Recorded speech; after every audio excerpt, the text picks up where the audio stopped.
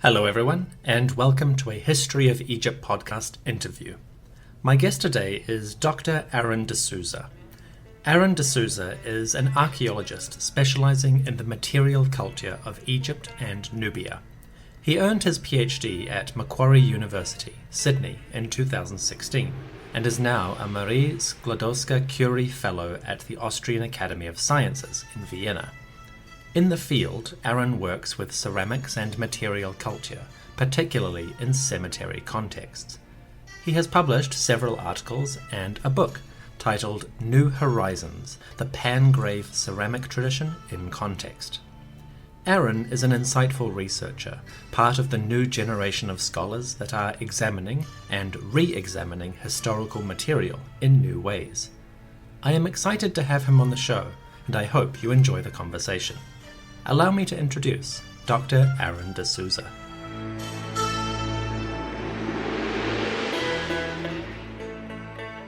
So, Dr. de Souza, Aaron, welcome to the History of Egypt podcast, and thank you very much for joining the show. That's okay. Thank you for having me. Pleasure to be here. How are things going in Vienna at the moment? Are you well? Are you safe? Yeah, everything in Vienna has been pretty stable, and it was a little scary at the beginning, but I think it was handled very well, and the government did a good job in keeping people under control. And I think by nature, Austrian people are quite obedient and well behaved, and they follow orders well. So it was never really a problem. The social distancing was not a big deal, and we're back to normal now. I'm back at work every day, and things have opened up again. Sure. So it's good. Obviously, my listeners will notice that you are not Austrian or I am not. Eastern European. Where are you from, and how did you come to Vienna? So I'm from Australia, from Sydney. I was born and grew up there. My family actually is from Singapore, so I'm sort of from a bit of all over the place. But I came to Vienna in January last year. I have a Marie Curie Fellowship from the European Union, and so I'm here for 2 years. I'm here for another 6 months, actually, so my project ends in January. And hoping that I can stay. But that's how I ended up here as a full-time researcher. Fingers crossed. What is your project at the moment? So my project is called In Between, and it is focused on these things called the Middle Nubian cultures or traditions, which we'll obviously be going into more depth about, but they are the C group, Pangrave and Kerma traditions, and I'm trying to figure out what are these traditions? Why do we define them the way that we do? What is how does the current definitions match the archaeological reality? How do they all interact with one another? And just try to figure out what is going on in multicultural Nubia in the second millennium BC. Second millennium BC. Okay, so sort of middle to late Bronze Age transition. Yeah, exactly. Okay. Great. So let's dive right in then on that note. So your work tackles many aspects of ancient society, particularly cultures that survive primarily through the material record rather than texts. Now, supposing you were at a cocktail party and someone asked you, what do you actually study? How might you explain the finer points of your research to a member of the public? So I've had to do this on a number of occasions. And generally, if I tell people the truth, they don't like it. But the sort of the real answer is that what I'm trying to do is make sense of ancient people and ancient populations by digging up their graves or by going through their rubbish, which is the most pragmatic way of saying it, because what we're doing is we're excavating cemeteries or digging through remains of a settlement. But really what I'm trying to do, though, is trying to understand ancient people who didn't have a written language of their own, so they can't tell us who they are or what they did or how they lived in their own words. So all we have from them is the remains of the things that they used and produced and lived with to tell us about the world that they lived in. And that's what I'm trying to figure out is who these ancient people were that couldn't communicate for themselves in writing, at least. When an archaeologist studies, let's start with say, when an archaeologist studies the ceramic assemblage, what kind of insights can you gain that you simply can't get anywhere else? So, I mean, when you talk to people in archaeology about pottery, the first thing they think of is chronology, which is the obvious one. And so by that, we date sites using pottery types. So pottery types change predictably over time in what's called a sequence or a typology. And that's kind of, I guess, a good analogy is cars. So if you look at a car from the 1950s and a car from 2010, you can tell the difference because of the stylistic differences, the technologies, the shapes, and everything like that. Or dresses, dresses between the 20s, 30s, and 40s all look very distinctive for their era. So we do the same thing with pottery and material culture generally. But we can also use, hard sciences like OS or luminescence dating to date pots. So pottery really is often used as the backbone, is the word that we would call it for Egyptian ceramic for Egyptian chronologies more broadly. But I think for me, what is more interesting than all of that, and also to demonstrate that pottery is about more than chronology, is that they're objects that were made by people and that they were used by people every day. So they're a good tool for telling the human story. So we can learn about trade, so how objects have moved around. So we often in Egypt see pottery from different regions or different parts of the ancient world in Egypt. So from the Levant, from Nubia, from the Mediterranean. And this can then tell us about how objects and potentially even peoples were moving around the world. We can learn about technology, so the ways that things were made changes over time as technology advances or changes. But then we can ask questions of, is it changing because they were learning new skills, or is it changing because they encountered different peoples or different technologies or different regions that were doing things differently, and that affected the way that things were done in another region? We can learn about economics, so we can learn about storage, we can learn about what was being stored, how it was being stored, what goods were being traded. So we all would be familiar with this whole bread and beer thing in graves, but bread and beer was actually used as a form of payment, and it was a commodity. So those vessels are usually quite standardized in their size. So then we can start to look at how pottery relates to trade and economics within Egypt itself. That then leads to questions of what people ate. We know that they use certain vessels for certain things. We can compare it with pictures on wall scenes in tombs, for example. We can do things like residue analysis, where it's possible to see what was in the pots and what the pots contained. But it's also, I think, what is really nice for me is when you can compare pottery vessels from the archaeological record, so things that you take out of the ground or a tomb or something, to artistic representations or words, and you can see, we can deduce from a grave how this pot might have been used or how a person interacted with it, but then to see it on a tomb wall where they have the pot, it's in its actual context.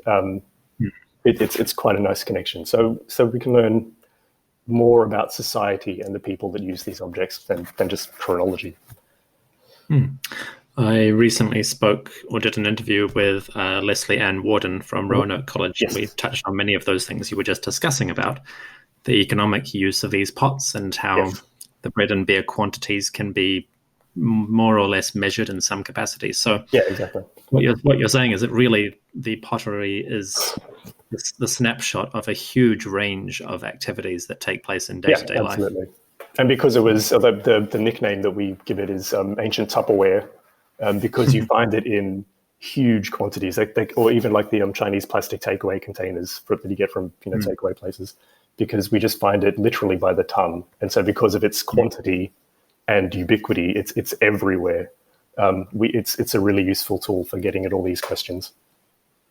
It would be interesting to study it from the perspective of modern theories on disposable commodities. And that's something that's coming out a bit more. So how people disposed of things, how they used space, what they disposed of. I mean, we at EdFu find almost completely intact vessels. So I work at EdFu, I should have said, with the team from the University of Chicago.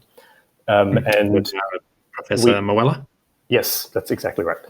And so we will sometimes find, pots that are broken into tiny little pieces, but in some contexts, you find pots that have been put into a fill layer or a rubbish dump that are virtually complete or intact.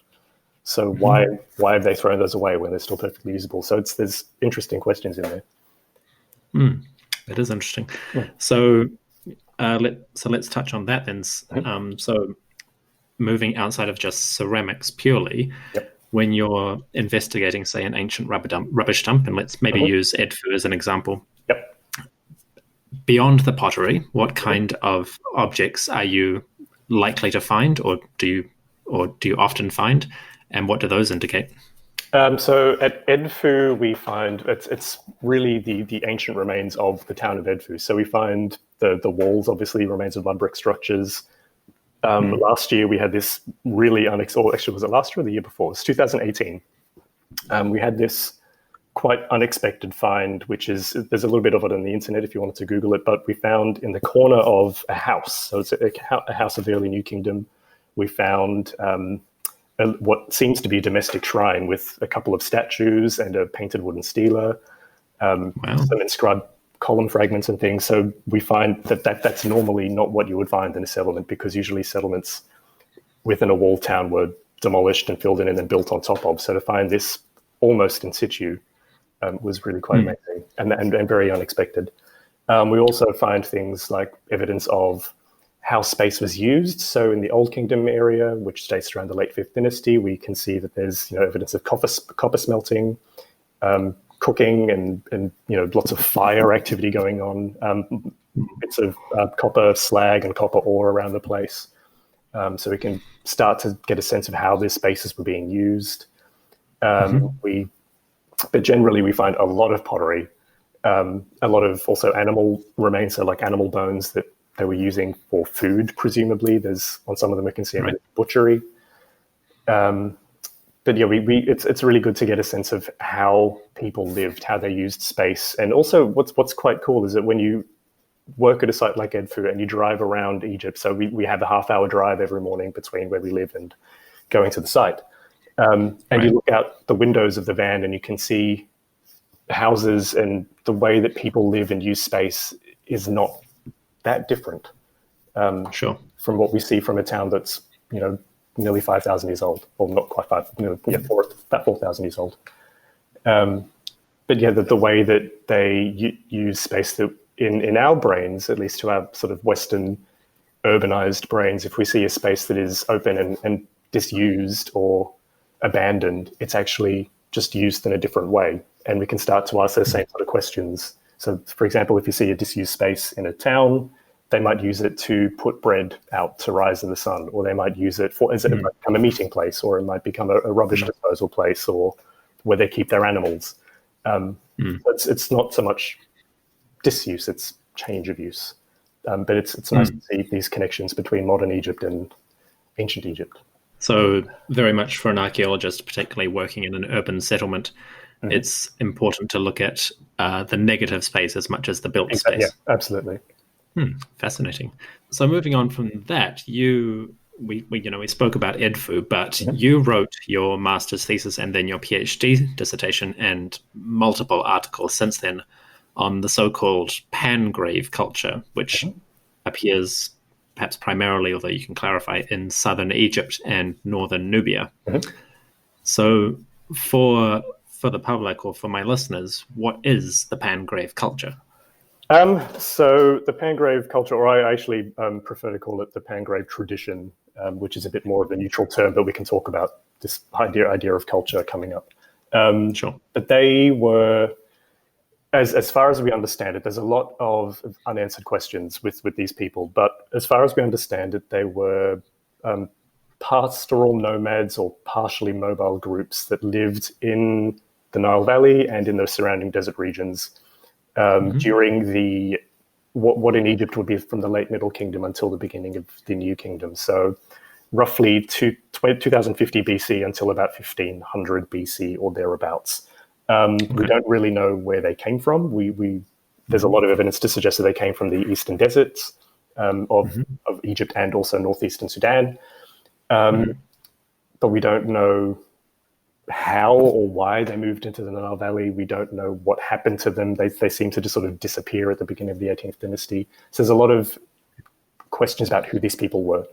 But they were identified by Petrie, first identified by Petrie in 1898 at a site called Hu, which is just north of, it's on the northern end of the Cana Bend, so north of Thebes. And he gave them this name Pangrave, which is a little misleading because the graves, he described them as being circular, shallow, and pan-shaped. So that's what gave them the name Pangraves. But then Petrie himself, a few years later, found more of these graves with similar material culture, but the graves were rectangular and 3 meters deep, but he still called them Pangraves. So the name stuck. But he identified as something different because they've got very distinctive material culture. So they're very clearly not Nile Valley Egyptians. They have distinctive types of blacktop pottery. They've got, they wear specific types of jewelry, which is made out of mother of pearl, these rectangular sort of space beads, we call them. They have the shells and things that only come from the Red Sea, which is one of these reasons why we think they come from the east somewhere. They have these quite amazing animal skulls, so that animals play a big part in their funerary rituals. And one of the most distinctive features is these arcing or arc-shaped troughs that go around the graves, and they're filled with animal skulls of cows, goats, and sheep, and sometimes gazelle. But it's just the top part of the skull, so they cut the top part of the skull with the horns attached and just keep that part, but they paint them in these really graphic, striking black and red painted designs and lay them around the grave. So they're very striking, quite evocative objects. But again, we don't know what they mean. And in terms of where they came, so you're correct in saying that they're mostly from southern Egypt and northern Nubia. So the northernmost Pangrave cemetery is around Mostageda, which is in Middle Egypt, and then they're most dense up to the second cataract on the Nile, and then south of that it starts to get a bit more scattered. But we find Pangrave style pottery in the Nile Delta. We find it at the fourth cataract. We find it around Kassala, which is in northeastern Sudan, getting towards the Eritrean border. There's some on the Red Sea coast. There's some at the Karga and Dakhla oases. So it's really everywhere, which is why it's kind of funny. I've always found it interesting. And the reason I became interested in them is because everybody finds their stuff. They were in virtually every publication that I picked up from the period. They were mentioned, but no one really had done anything with them, apart from a couple of studies from 50, 60 years ago. And when I mentioned it to people at Macquarie, they would be like, I don't know what this is. What is that? Why do you think that is, that nobody had previously done the detailed study of the sort of broad culture or tradition? It's a good question, and one that I don't really know how to answer. There was a book written by Manfred Bietak in 1966, and he did quite a comprehensive study of this culture, but he did a comprehensive study of the culture as it was known at that time. But then 50 years later, it was still being quoted and cited. But in my research, I found that a lot of what he had said really needed to be updated. Not to say that his work is not good, because I still use his work as a foundation for a lot of what I do. But we've learned a lot more in the last 50, 60 years. And so I also, in addition to the articles and things that I've written, I also published my PhD last year, which is kind of like an updated and revised version of what BTAC. Oh, congratulations. Thank you. So you mentioned earlier, we say broadly Pangrave culture, but you suggested that maybe tradition is a more appropriate term, at least archaeologically speaking. Yep.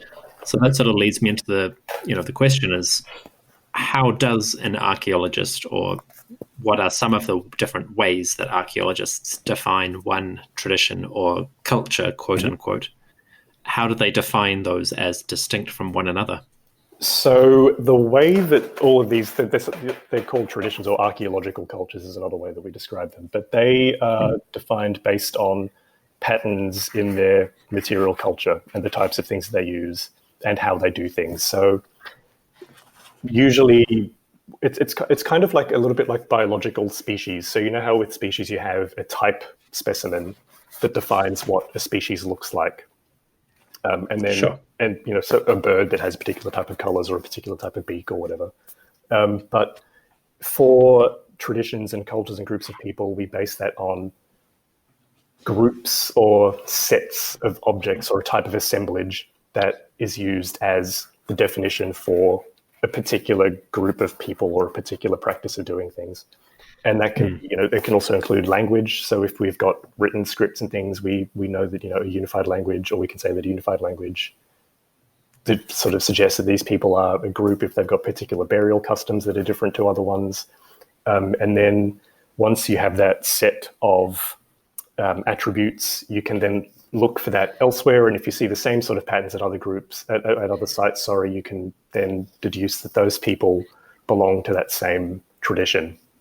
But the problem with that is that if you think of the Pangrave culture, like I was explaining, the distribution is from the Nile Delta down to the Fourth Cataract and then to the Red Sea coast and then out to the Oases. So this is a huge, huge area. And even Egypt it's mostly concentrated in the Nile Valley, but it's a long thing. It's 1,000+ kilometers long. Can we really expect the tradition as we've defined it based on this type assemblage, can we really expect it to be consistent over such a huge area? And this is why I prefer the term tradition to culture, because tradition, it implies that there is a set way of doing things, a set way of making things, and so on and so forth, but it doesn't, it's less constrained, and it sort of allows a bit more flexibility and space for variation. Because one thing that I did find with what I've done with the Pangrave tradition is that it's essentially defined by variation, and that every Pangrave site is the same but different. That makes sense. Yeah. So broadly speaking, perhaps the term culture is too sort of almost formal. It implies a set of rules that they're somehow following. And I guess it's the same sort of thing, like if we think of Western culture, but Australians, British, and American people are all Western, and German people are considered Western, but we're all so different. Sure. So the Pangrave tradition appears in many different areas and sites that you mentioned earlier. Yeah. Given the time frame that they seem to be occupying these regions between about 2050 and say 1500 BCE, there must be overlap with other cultures or traditions that we know about from that time, like Kerma, for instance. Yep. So in what ways do we see the Pangrave tradition overlapping or even perhaps conflicting with other material traditions in the area? So, and this is a good question because it's essentially what my current Marie Curie project is all about. So the Pangrave, as you said, is contemporary with the Kerma tradition, which is from Upper Nubia, so sort of mostly south of the Third Cataract on the Nile, but they're also contemporary with the C group tradition. They're also contemporary with some other groups from the deserts that we know about. So, for example, the Jebel Mokram group, which is primarily concentrated in and around the Kassala region in Sudan. Okay. There's also another group of peoples living in Jebel Moya and Wadi Hawar, which is all sort of in the western side of western side of Kerma, and then south going towards Khartoum even. So there's a lot of people, and of course also Egypt, but there's a lot of people moving around and existing in this same space all at the same time. So that there is going to inevitably be contact and encounters between these various groups of people. But what we can see in terms of how they overlap with groups, besides being chronologically and spatially, all in the same place at the same time, among the Nubian traditions, there does seem to be some continuity between the way that they do things. So, for example, C group Kerma and Pangrave burials are generally speaking circular. The body's in a contracted position. They often have animal faunal remains involved, so cow skulls and things like that I mentioned earlier. But the way that they do those things is different. So, and the scale of the thing. So Kerma's graves are obviously much larger than the others. Sometimes they're buried on beds.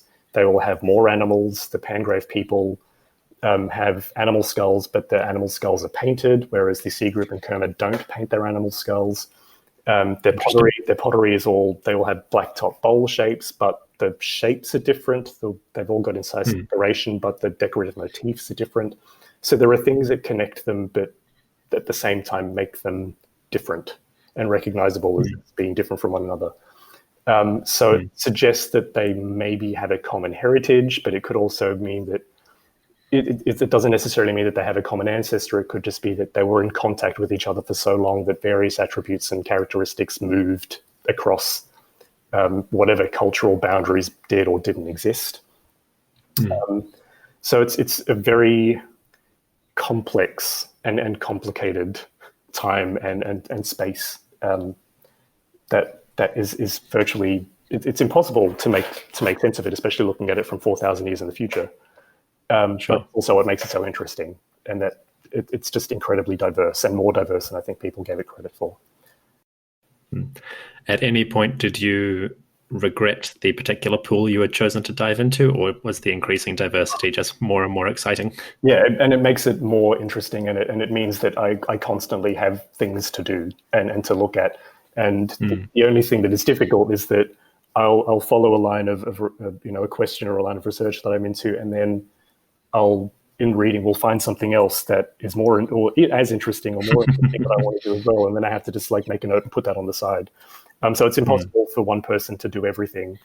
Like I spend a lot of time talking to colleagues who specialize in linguistics or people who work more with the Kerma tradition, etc., to try and compare notes. And actually, in September, I'm organizing a workshop which is bringing together specialists in Nubian material or Nubian cultures of the Second Intermediate Period. Second millennium. Exciting. And we're all going to try and talk it out and figure out what is going on, how can we better define and characterize what we're seeing in the archaeology. Because at the moment, the models that we have, which we've inherited from 100 years ago, that they don't work anymore. But how do we do better? The days are long gone where you could excavate for 6 weeks and then define entire archaeological tradition. 2 weeks, a week.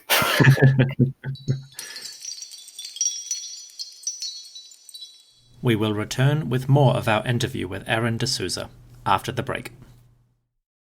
And now back to our interview with Dr. Aaron de Souza, specifically some questions about Nubia and the reign of Akhenaten. This is actually just a question off the top of my head. So the podcast is currently in the later years of the reign of Akhenaten. And at a certain point, early or in the middle of his reign, he appears to send a campaign down into Nubia to deal with a group called Ikaita. Do you have any insight to offer into the nature of this group, whether they are an archaeologically identifiable group, or if there's just not enough information? That I actually haven't looked into that at all, I will admit. But in terms of how we define groups using Egyptian sources, it's a tricky thing, because we have to remember that Egyptians perceive Nubians as, what's the word I'm looking for? As a threat or something that was outside their concept of order. They needed to be controlled and dominated. Yeah, they were the other.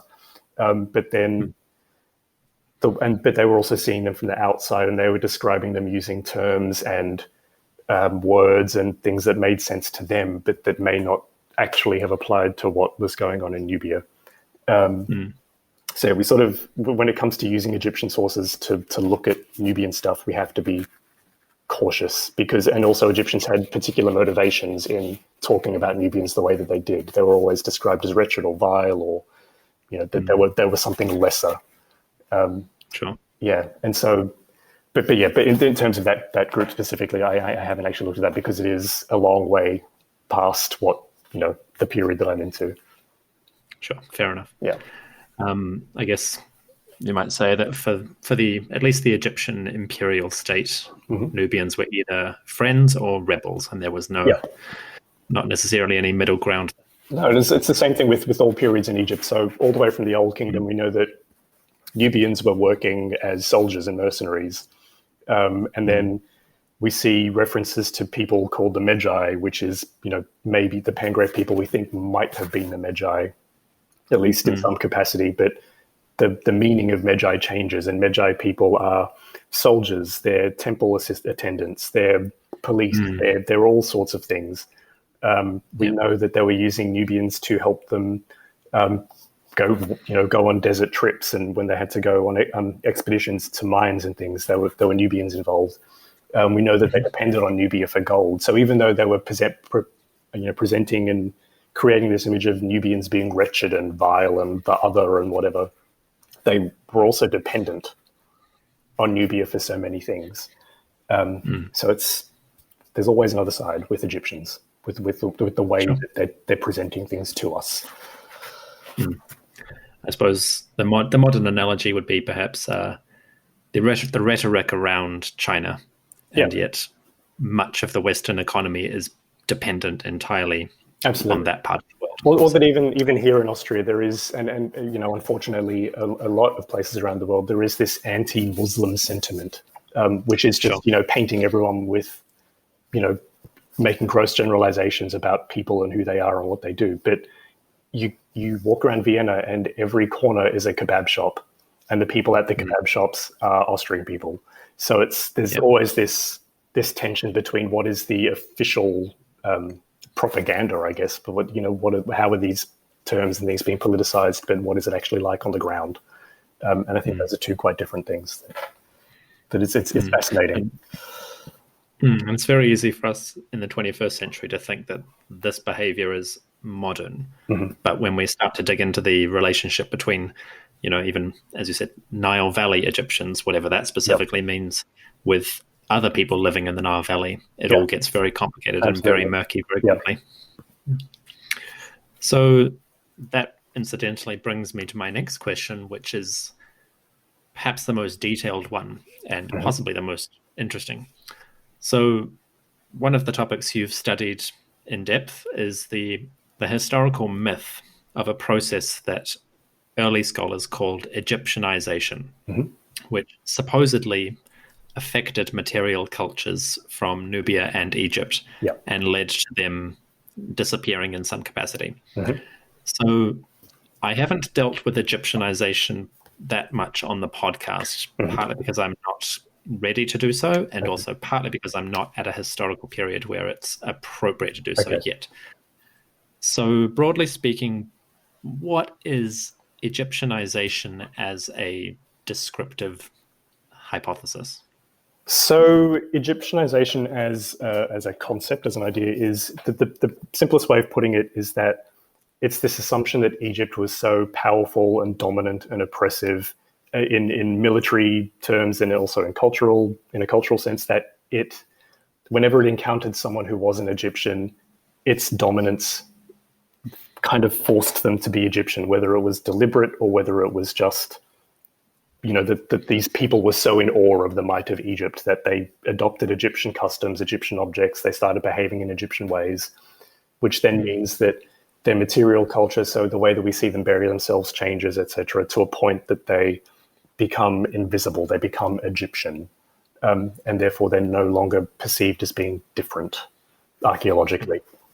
But that concept it's heavily steeped in very old colonial perspective. So as you said, it is from decades past, when the people that first started using this term were the British archaeologists, for example, who were coming out of Victorian England. They were brought up with this colonial mindset that a dominant power dominates and changes things that it affects, that it comes into contact with, that it somehow makes them better, and all these sort of ideas come into it.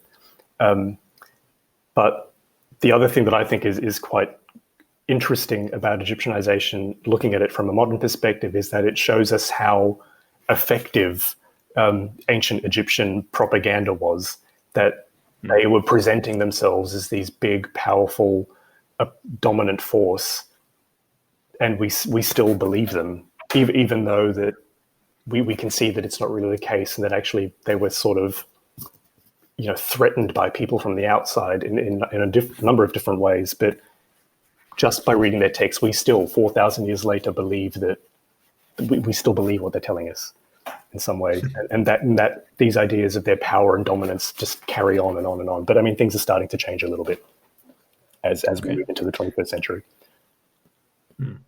So we're in recent archaeological research, what does this process or this phenomenon actually look like, if it looks like anything?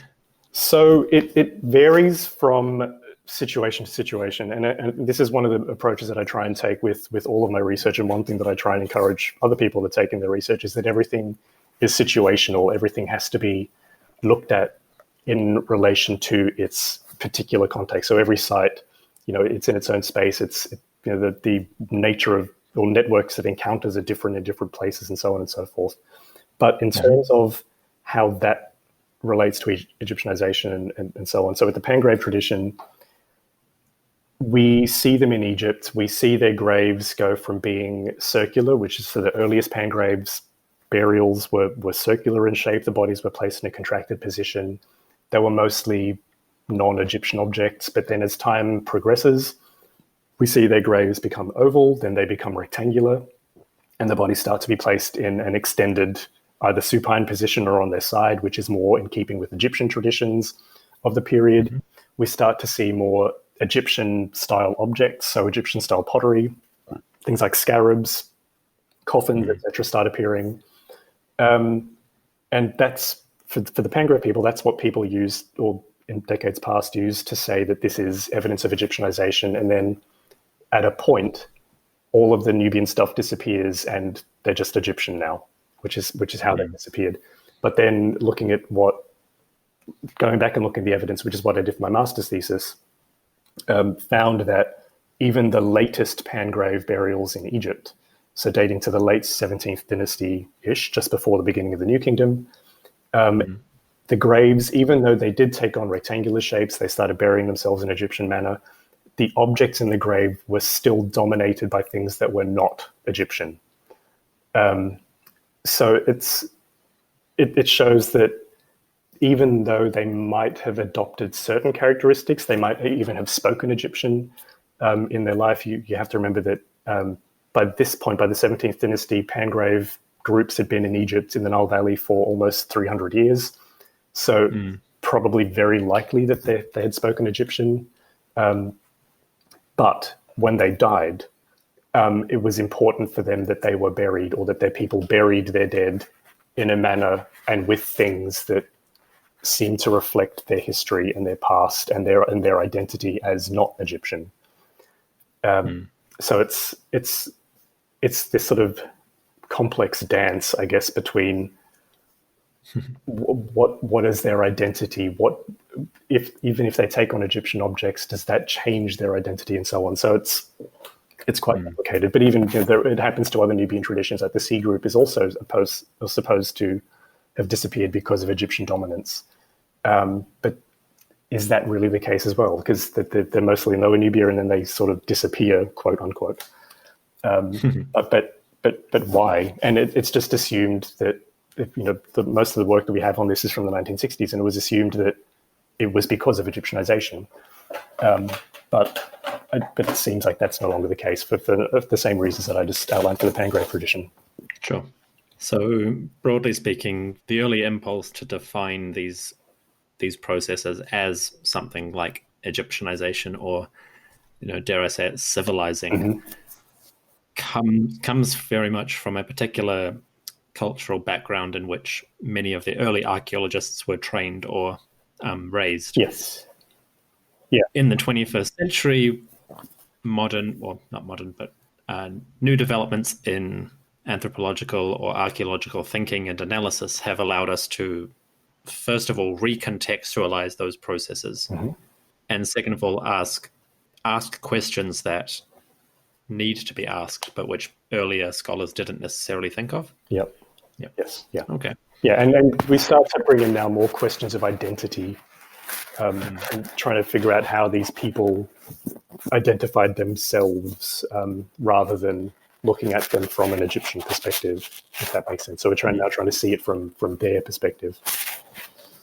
And that would very much reflect sort of modern cultural trends, in the sense of, with the development of things like sociology and psychology, there's a lot more scholarly interest in what shapes individuals, what makes them who they are.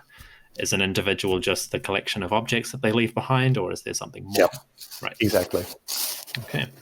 So now to the big question: what has your own personal research indicated about the realities of change or continuity within the material traditions?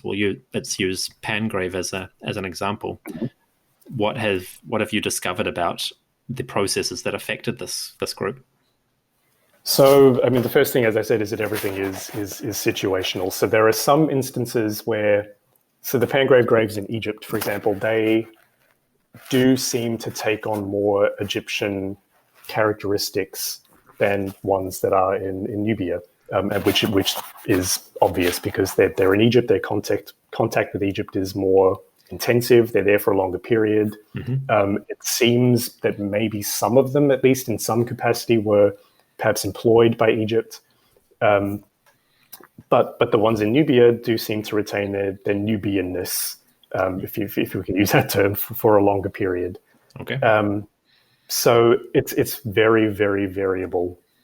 And that when we're looking for changes or continuities, we have to then ask questions of why and how have things changed, or why have things not changed, and what factors lead to certain things being done in certain ways in certain places at certain times. It's all very, very situational.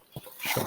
But I think for me, the thing that is becoming more and more interesting is this idea of, as I've mentioned, this idea of identity, because that's something that is, we have all these objects, but identity is invisible, and it has to be defined by the self. Because we can sit here in 2020 looking back at these people from 2000 BC, and looking at them through a colonial lens, we'll go, oh yeah, they've taken on Egyptian things, they've become Egyptianized, that they're changing. But we can't presume to know that. All we have is their objects that we can use, and that you don't even need to meet a foreign person to be affected or impacted by something foreign. So, for example, you might just see, if you go to the supermarket and see a new type of food for like a new Japanese ingredient, and you think, oh, that's interesting, I might try and use that. But you've not met a Japanese person, you're not in Japan, but it has had an effect on your thought processes and practices. So trying to get at all these invisible things is, I think, for me, becoming more and more interesting. And just this idea that, just because someone uses something Egyptian or has something Egyptian in their grave, it doesn't mean that they've stopped being something else. And I guess also what has been kind of surprising and interesting for me is that since moving to Austria, I've started to think about this stuff differently, because I'm now a foreigner. And and also not only that, but as I mentioned, my family's from Singapore. So I was, even in Australia, I was different, but never really felt foreign. And then I moved here, and now I feel very foreign, because it's weird. The way that I've described it to people is I've never felt so brown in all my life. That, I can speak fairly good German, but people assume that I can't because I don't look German. That, I've started buying Austrian cooking things, and I've started cooking Austrian food, but it doesn't change my identity to me, but to someone on the outside, they might think that it does. So it's these sort of questions about internal and external definitions of what a person was or is based on objects is becoming, for me, more interesting and more complicated, but it's also part of the fun. So maybe if I could bring it around to a sort of concrete example, say, if we were thinking about these questions from an economic perspective. So you mentioned that Pangrave traditions often include seashells from the Red Sea. Yep. Would it be fair to say that for a Pangrave, quote unquote, group living in Dakhla Oasis in Kaga, relatively quickly after a few generations, they're not going to have access to those seashells anymore?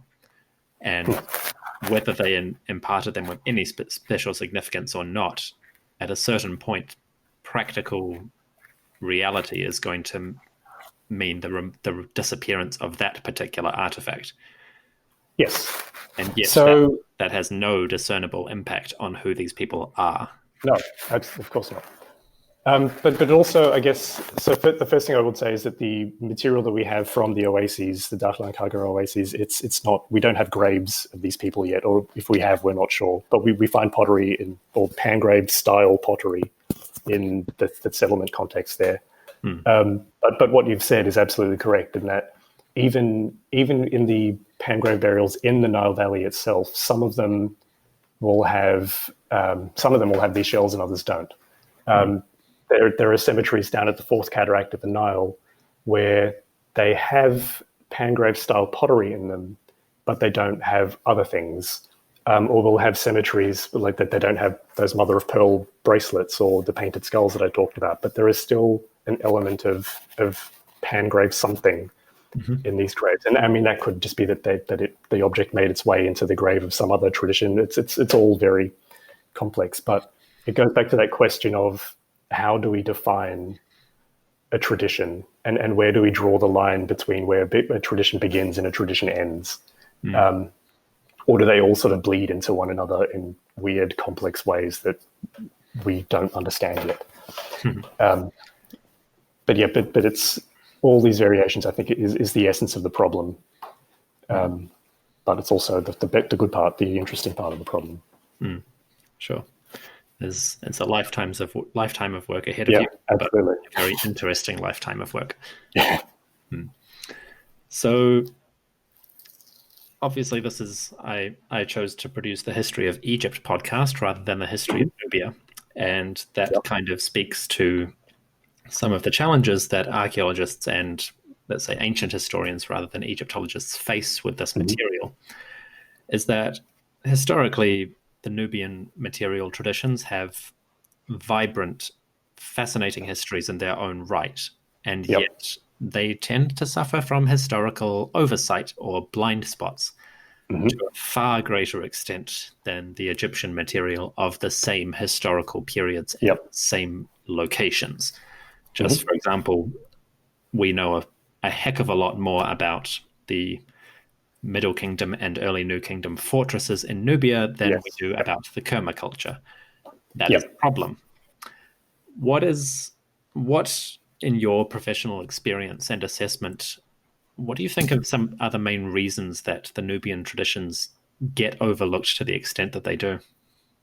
Well, I mean, I guess the first thing I'd say, not in defense of Egyptologists, but in defense of the recent decades of archaeology, Nubia is getting more attention than it did a long time ago. So that there's a lot more work going into Nubia. But in the past, I think it was very heavily coloured by this colonial perspective, and that a lot of the reason why people went into Egypt to do excavations, etc. The British and the French and the Prussians were all there. Which Alice Stevenson gave a talk the other day for the EES, and she used this term that I really liked, which was layers of colonialism, and that the study of Egypt had sort of these colonial underpinnings. So the British wanted to control the Suez Canal, the French wanted to set up scientific research. So there's all these sort of colonial things which were looking for these big monuments that were impressive, that they were, the Egyptians then were an ancient empire, so therefore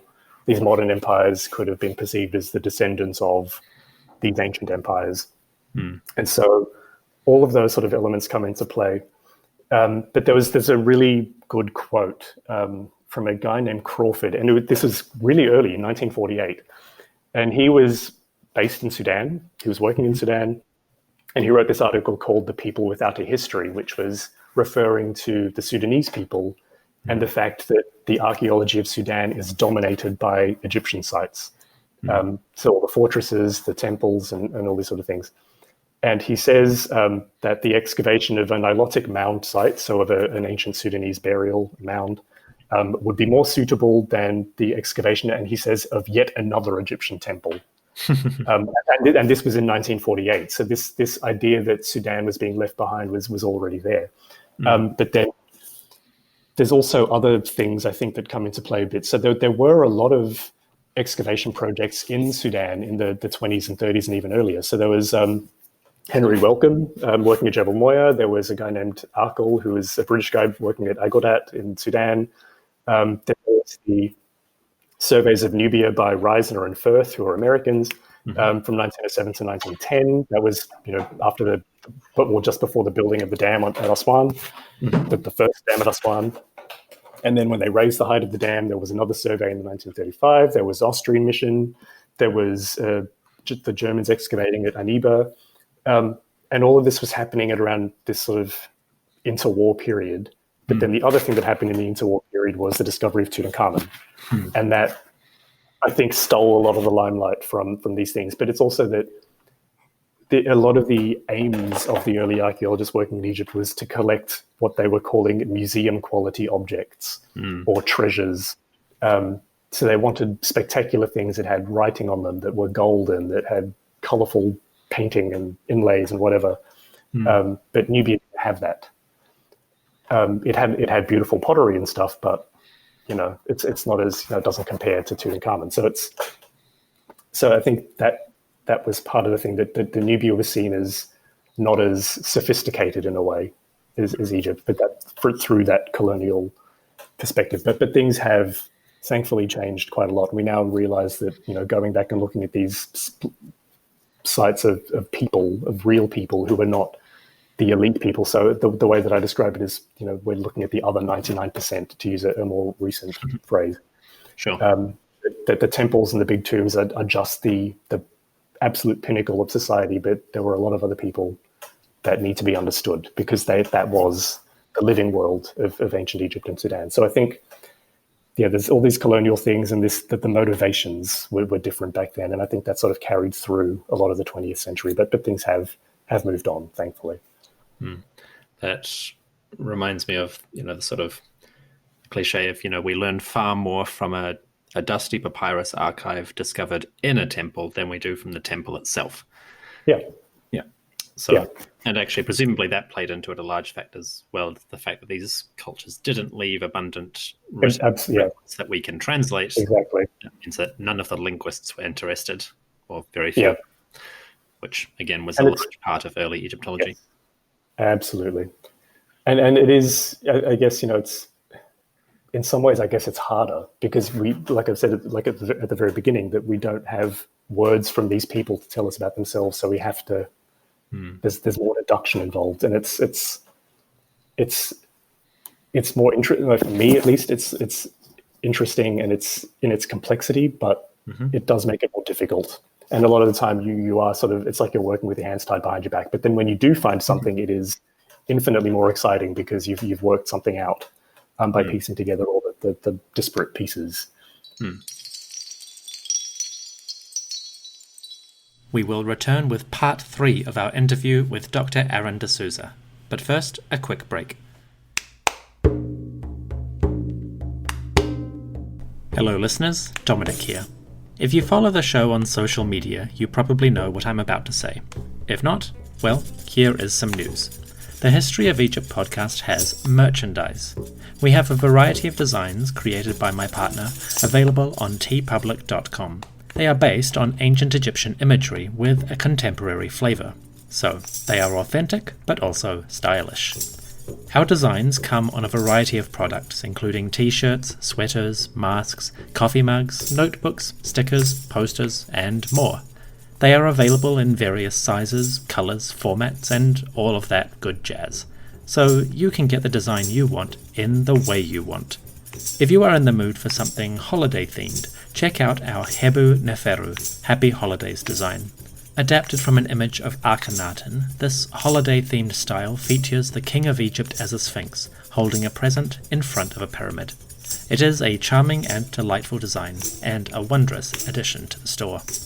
Follow the links in the episode description to learn more about History of Egypt podcast merchandise. Thanks!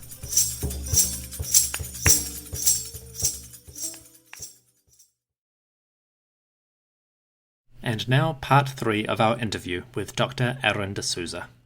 Looking forward then, what are some of the perspectives that you would particularly like to see historians and archaeologists use more often in their research? For Egyptology specifically, or just in general? Let's say for Egyptology and Nubiology. Okay. Well, I think the thing I would like to do is to kind of put them together, because I mean that they are separate entities in that Egypt is the study of Egypt, and Nubia, there's a lot of Nubia that isn't a lot of Nubian stuff that isn't really part of the Egyptian story, or it is part of the Egyptian story, but it has its own history. So to treat their histories differently, but at the same time, the two were always inextricably connected. That Egypt was always in Nubia, Nubia was always in Egypt. They were constantly exchanging. There are so many things that point to them being quite related in terms of the way that the way that they do things, their histories and all these sort of things are very integrated. So they shouldn't be separated. And I think putting them together and understanding them together will give us a better understanding of the big picture of what was going on in this corner of Northeast Africa for all those years. But in terms of Egyptology and how I think we should move forward, I think the first thing we need to do is realize that Egyptology is much bigger than what it was. That at the beginning of the early 20th century, it was, as we've already said, focused on the study of texts and monuments and treasures and all these sort of things. But we've moved on from that. That's 100 years ago now. So we can look beyond language and texts and historical documents and tomb scenes even, and start to look at the living world of Egypt. So that the everyday people, how people lived, why people did things the way they did, why they changed things the way they did things, and so on and so forth. Because those people, they didn't read, they didn't write, they didn't have monuments made to them, but they are the bulk of ancient Egypt and Nubia. And so trying to get at who these people were, I think, is really important. But I think also we need to do more interdisciplinary approaches that are actually interdisciplinary. And I say that because in so many, people write grant applications and they'll say that my interdisciplinary approach, blah, blah, blah. But it's, we say everything we need to get grant money, understandably. But very often those interdisciplinary approaches aren't interdisciplinary. They're usually just intra. So it's working within Egyptology. But I think we need to move out of Egyptology and incorporate the hard sciences. We need to do more collaborations with museum collections because obviously we can't export finds out of Egypt and do destructive analysis on them. So we can't do things like C14, we can't do residue analysis, etc. But if we collaborate with museums more, where there are these objects available to us, the one that I keep pointing to is Uppsala in Sweden, where I've spent a lot of time studying their collection. They've got 15 tons of sherds that are waiting to be analyzed. And have done a bit of analysis on some of them. I've done petrography and things. I've got permission from them. So more collaborations like this where we can get into the real details of what is going on in the living world of ancient Egypt. Looking, as you mentioned earlier, looking into more things like sociology and anthropology to get more theoretical approaches to how to understand these people that didn't leave writing about themselves, but also to collaborate with one another. And there is this sort of weird divide, I find, in Egyptology where you're a text person or you're an archaeology person.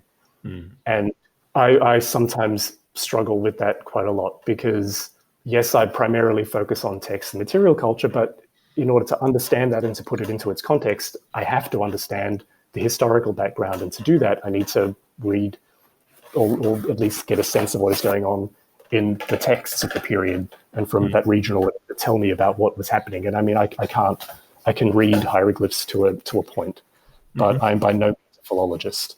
Sure. But that's when I will contact one of my colleagues and say, hey, I've found this text. What can you tell me about the way it's written? What can you tell me about the object that it's written on? These sort of collaborations where we get the broader, more holistic picture, because we can't all know everything. But if we work together, we can build a bigger picture because ultimately we're all trying to tell the same, or we're all trying to tell our own little fragments of the same story. And we all have our own perspectives on the same story. But rather than keeping them separate, it would be better to bring them all together because we've all got something to offer. We've all got different perspectives, different backgrounds, etc. And it will just make the discipline and our understanding of Egypt much stronger, I think, to work together. Sure. Just touching on slightly for, again, listener perspective is when we talk about the sort of the interconnectedness and interrelationships of these cultural traditions. For example, the Pangrave culture you mentioned, they were found at Mostageda. For perspective, that is not far from the city of Amarna, which I've been talking about at length recently, and it's far to the north of Luxor or Thebes or Waset. So it's they're not operating in distinct little zones of the Nile. They're very interconnected. Yeah, and I think that's one thing that I think kind of gets overlooked is that, yes, there are a lot of Egyptian sites in Nubia. So we've got all these big fortresses and temples and towns and things like Sesame and Amara West. But there are as many Nubian sites in Egypt, well, not as many, but there are also a lot of Nubian sites in Egypt itself. So north of Aswan, there's a lot of cemeteries. There's Nubian pottery popping up everywhere. Every time you dig a settlement, you find Nubian style material. You find Nubian style pottery in Egyptian burials, so big tombs that have objects in them that are not Egyptian. So that all of these worlds, and even with the Levant and the Mediterranean, all of these worlds were all connected. So Egypt, sometimes you'll hear Egypt referred to as this sort of like an oasis, that it was protected by the deserts on both sides, that the Mediterranean was an obstacle, that the cataracts and things made travel difficult. But that's absolute rubbish. It was never a bubble. It was never an island. It was always connected with everyone around it, and they were, it was a two-way street between all these places. So remembering that I think is important. That Egypt is not an island. It's not special in a lot of ways. As much as we want it to be special, it's not.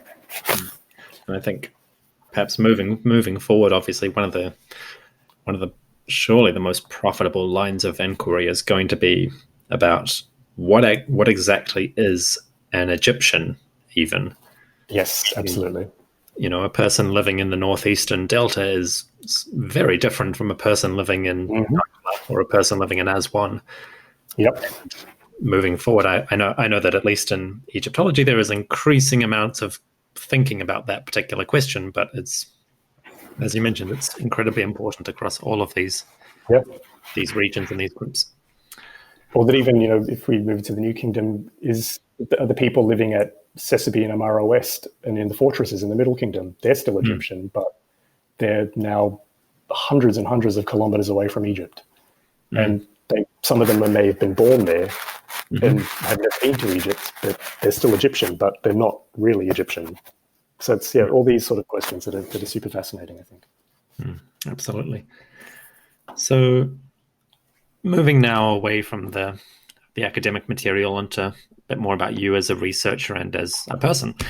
Yeah. What are your 3 favorite artifacts or individuals or stories from ancient Egypt or Nubia? So I struggled to pick 3. But what I did pick, they're not specific artifacts, but they're artifact types, I guess. Okay. So the first one is these painted animal skulls that I talked about, because, and I encourage people to look up Pangrave painted skulls, because they're very striking objects. They're so evocative of something, I don't even know what, but they're incredibly haunting to look at. They're very dramatic visually. The colors on them, because it's these white bones with the black and the red paint, they're very graphic.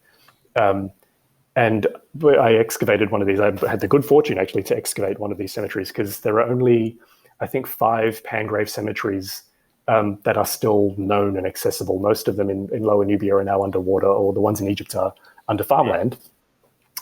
So I was very lucky to be able to excavate at 2 of these remaining sites at Hierakonpolis. And there was one day where I watched our workmen brushing the sand away from one of these skulls, and it had eyes painted onto it.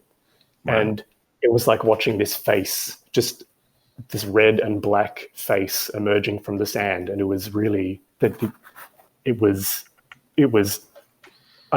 don't even know how to put it in words. It was just very emotional in a weird way. Like, it was vaguely, slightly scary, but it was also fascinating and beautiful. And it was just, they're really amazing things. It sounds, what's the word? Awful, but in the classic sense of it fills you with awe. Yes, yeah. And you just stare at it. You can't stop looking at them. They're really amazing. The other objects type that I picked is not a Pangrave thing, but it is Kerma beakers, classic Kerma beakers, which people are probably familiar with. Are these sort of bell or tulip-shaped bowls that are so unbelievably thin. And I think I, again, have had the fortune to pick up a lot of these objects, and they are so, it's like picking up air. They're so thin. The walls are maybe 2 to 3 or 3 millimeters thick, usually 3 or 4 millimeters. But they're all completely handmade. There's no wheels involved in Nubian pottery. Wow. They're so light. They are polished to the point of looking like metal, so that they've got red at the base, or like a dark plummet red color at the base, a black top, and then they've got this white metallic silvery band around the middle. So they're quite contemporary looking. They're sort of timelessly beautiful, I think, but they're, in my opinion at least, they're like the pinnacle of ancient pottery from Nubia and Egypt. They're just so exceptionally fine. And it shows us how skilled these potters were without using a wheel. And they're just made of mud from the Nile and probably a bit of like animal dung or something. And then they make these magical objects out of them. So I think that they're also quite amazing. And then the third thing, which is, it's an eco-fact, I guess, but not really. It's sort of an artifact, sorry. So this is something that hasn't been published, but I'm working on a little paper about it. At Hierakonpolis, one of these cemeteries, there is part of the cemetery that is covered by, it's like a natural layer of mud, so Nile silt that was deposited however long ago, but all over this silt, which is part of the cemetery, it's covered in handprints and fingerprints and footprints even, presumably put there by the people, the Pangrave group, who used this place as their cemetery. We have no idea what it means. It's completely unique. It hasn't been recorded anywhere else. But it is amazing to walk around this thing and put your hand in handprints that someone put there 4,000 years ago. And there was one grave that we found. So at this site, infants and children, a number of them at least, were buried. I say the word buried, but they're actually placed on the surface of this pavement or this mud. Okay. And covered over. So they weren't actually put into the ground. But around one of these burials, as we cleared the sand away from around the grave, we noticed that there were footprints around the grave. So it's almost, you could instantly imagine this child's family standing around this burial and, putting their child on the ground and covering them in dirt and walking away from it. So it's quite an emotional thing, and it makes them humans. And I think this is one of the things that I like about the Pangrave tradition and Nubian stuff more generally, is that a lot of their stuff is human scale. We look at the tombs and the temples of Egypt, and they're big and they're grand, they're impressive, but they can be a little bit aloof and distant. But with this stuff, it's things that were made by people and used by people, and it's human scale, and it makes it more real, I think, for me. It's a very beautiful image.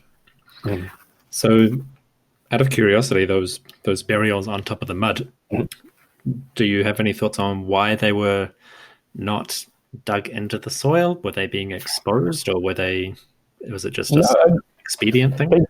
They don't seem to be exposed. So they were quite complex burial little configurations. So what it looks like is that they had the child in a basket of some kind, which was then lined and padded with. There was a lot of textile in this burial. There was leather, so the child was dressed. The child was wearing jewelry, so they were wearing that mother of pearl jewelry, but little tiny baby-sized ones, which was kind of interesting from an identity perspective. It sort of suggests that they were dressing this infant as if they were a fully fledged member of the group. But they weren't just sort of left. And there was another one where there was some kind of resin or something poured over the child that it almost glued the body and the basket that it was in to the surface of the mud. Wow. So that they're really complex practices that are fascinating in their mysteriousness, but also, frustrating them, because you wish you could know more, but it's a mystery. They're very enigmatic people, and I think that's why I keep getting drawn to them. We're getting a lot of sort of scraping on your microphone. Is it? Sorry, maybe touching it. Yeah, that's fine. So, yeah, wow, that sounds like an absolutely fascinating thing to discover. Yeah, is that common, or is that a relatively unique find? This hasn't been attested anywhere else. So at other Pangrove cemeteries, we find a lot of infant burials, which I guess is then a reflection of this, the high rate of infant mortality and how dangerous childbirth was. So at the part of the cemetery that we've excavated at Hierakonpolis, at the site's called HK47, 50% of the mortuary population is children under the age of 1. Wow.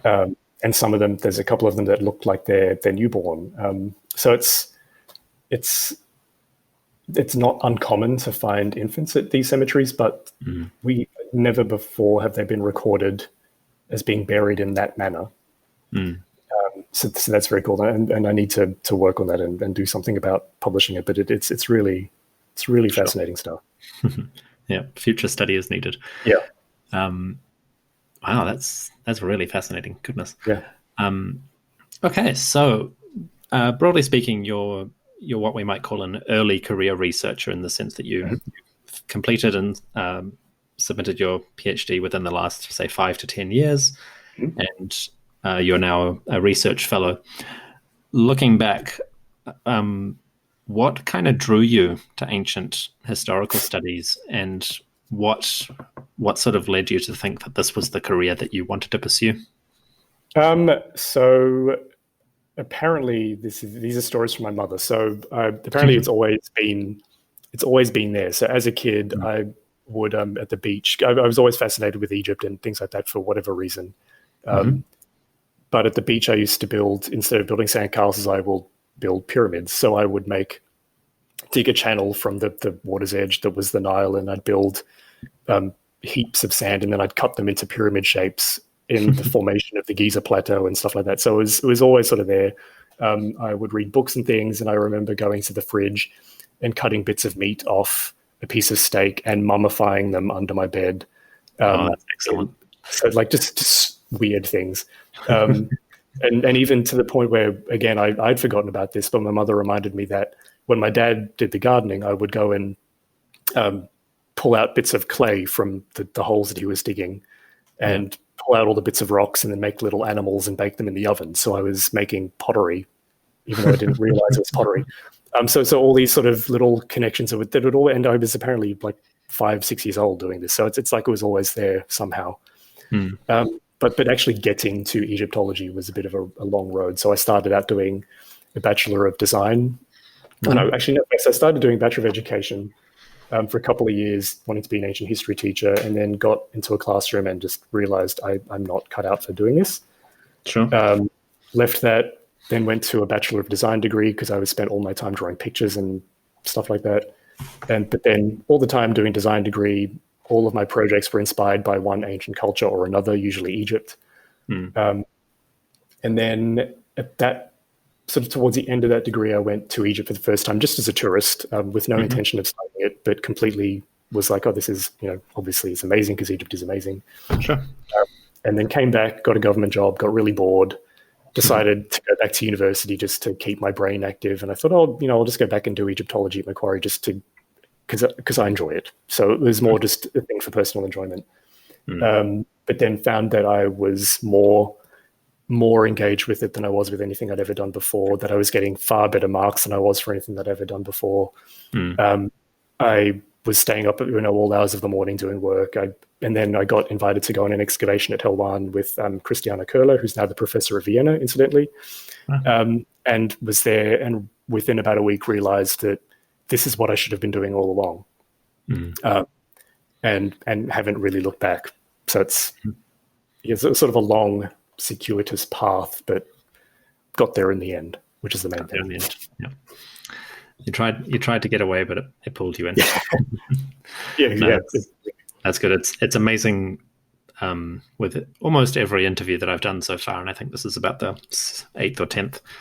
That is the common thread: is that ultimately it's nobody that I've talked to chose to do it as a career. It was the passion that just kept them up at night and get obsessive, and then they were fortunate or privileged enough to get the opportunity to do it professionally. Yeah. So, what are you reading right now that is not to do with Egyptology? At the moment, Well, sort of. I guess I find it hard to have time to read non-academic stuff, and then usually when I don't have to read, I don't, which I know sounds terrible. No, I sympathize for you. But but I have. I mean, I recently finished a Murakami novel called Norwegian Wood because I'm really into Murakami stuff. But it took me months to read, which was unusual. But I've bought Tinker Tailor Soldier Spy recently by John le Carré because I felt like I wanted to read a spy novel for some reason. But I've only read the first 10 pages. But in terms of music, I am kind of like the quintessential nerd in that I mostly listen to opera, which I know is predictable and all that sort of stuff. Well, you're in a good city to do that. Yeah, well, I was, and before things got locked down, because at the moment there's no music. Vienna is silent. But yeah, so Vienna is amazing for that. But I've mostly listened. I sort of keep coming back to 3 recordings, which is Joan Sutherland singing Lucia de Lammermoor, Maria Callas singing Norma, and Maria Callas's Tosca. But they're all from the 50s and 60s, so I prefer the older classic recordings, I guess. The golden age of opera. Is there a golden age of opera? I'm not familiar with of the recorded era, it'd be the 50s and 60s. Oh, interesting. Yeah, when it was Maria Callas and Joan Sutherland were at their peak, and then sort of, I guess, into the 70s as well. But it's not what it used to be. Is fair enough. That's a whole other conversation that we could get into. And I will not take the bait on that one. So this last question that I have is one that I ask every person who comes on the show. Yeah. And the way they answer it gives us sort of insight into the type of person they are. Yep. So my question is, if you could answer just one question definitively with 100% certainty, if you could answer one question from ancient history, what information would you choose to know and why? Okay, so this question, I thought about this question a lot. And I think that, the truthful answer is that I'd prefer not to. That if I knew the answer to something, then that takes all the fun out of it. And that for me, the joy in what I do, the torture of not understanding something is the point. And that it then drives you to do more to understand what might be the case. And that, also the simple practical fact that if I knew the answer, I wouldn't have a job. But I could give you a million answers for things I would like to know, but I think really I would prefer. Let me rephrase it slightly then, perhaps. If say looking at the vast array of questions with which you're faced day to day, and of course, naturally, this is one of those professions where, to some extent, the chase is better than the catch. We love the pursuit. But supposing you had a list of your 5 pressing questions in front of you, and you could still go and work on the other 4, and you'd still have a career. Yep. What is maybe one of those questions that you might just say, I actually would just like to know that and get that out of the way? So one of the things I would like to know then, when you phrase it that way, that's much easier to answer. But there is this one of these painted skulls from Mostegedda that has the only figurative depiction of what we believe to be a Pangrave person in existence is on this skull. And it's in the British Museum. It's on display. Of course it is. Yep. But it has a little label, sort of this rectangular box that has a hieroglyphic word in it. Or we assume it's a word. It's hieroglyphic symbols, at least, or characters in this box. But no one knows what it says. So the word is something like Keskarnet, maybe. My good friend Julian Cooper wrote a paper about it with a guy, Professor Hans Barnard, where they tried to use linguistics to pull apart what this word might mean, and they have no idea. So I would like to just know, what does this say? What does it mean? Does it even mean anything? Or is it just a case of, sometimes you'll see people doing Egyptian production design on TV shows and theater and stuff where they just put hieroglyphs up because it looks real, but it actually is complete gobbledygook. So what does that mean, and why did you write it? I would like to know that.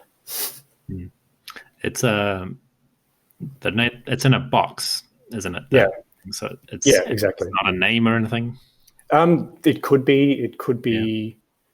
Yeah. So one of the ideas that they have is that it could mean the rough translation is like the bone of somebody, because there's a word, I think it's kos or kes, is translated to bone or can be translated to bone. And the fact that it is written on a bone kind of makes that a possibility. But then it's the bone of what? Is the rest of it the person's name? All these sort of things. Or someone also said something about it being like the man of the herd or something. So is the person on there like the person who's in charge of the animals?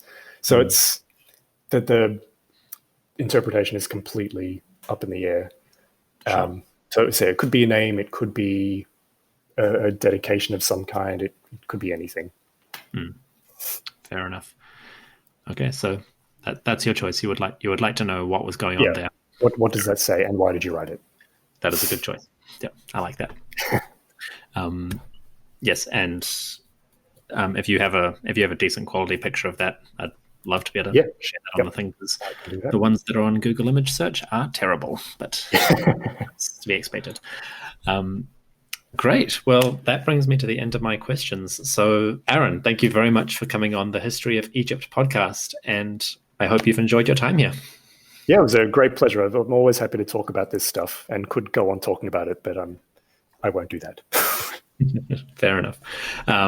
Please let me know of your future works, and I will let people know. And I also hope you'll consider coming on the show again in the future to discuss research on these cultures, because there is, as anyone can tell, there is a lot more to say and many more questions to ask about this. Yep. Yeah, no, I'd happily do that anytime. Thank you. Thank you very much. No problem. My thanks to Dr. de Souza for joining us for this discussion. If you want to see images of the artifacts he referenced, simply visit EgyptianHistoryPodcast.com, where you will find all the appropriate information. That's all from me. I'll see you soon. Take care.